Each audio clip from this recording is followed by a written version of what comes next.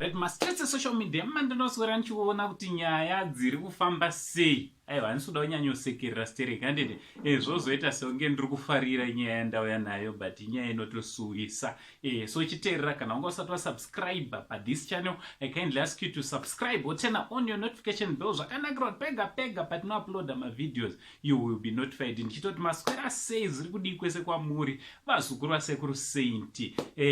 Also let's not forget kuenda kunofollowa nekulike our Facebook page. Ndinokumbirisai vazukuru vangu handiti hande tinofollowa nekulike our Facebook page rakanzi Saint TV. Right, mastress social media matinoswera chiona kuti zviri kufamba sei. Tasangana nemashoko asingafadza handiti asi achifadza zvishoma. Nemhaka yekuti zvoni hapana kuwara. Tanzwa kuti zvoni comrade Chris Mutsvangwa handiti vaita tsaona vazukuru vachiperekedza mwana kuchikoro. Chinova chinhu chinorwadza vazukuru.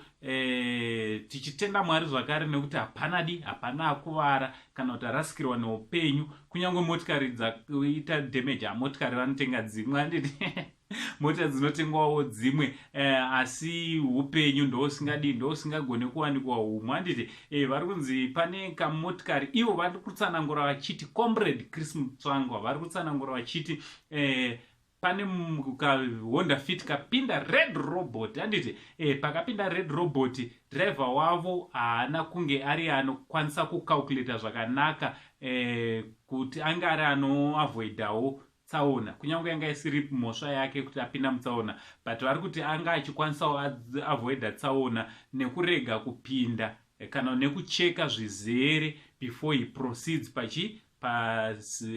pasignal handiti so ndo nyaya yatinayo vazukuru yaitika. Chingotenda Mwari noti comrade Chris Mutsvangwa nemwana kunyange nevatyairi vose motikari dzese hapana kuwara. Ndo nyaya yatati kuzivisei pazuva ranhasi vazukuru. Chingotenda Mwari ane tingokudza Mwari. From Uncle Sen, the only Zimbabwean Uncle Chiba, much love.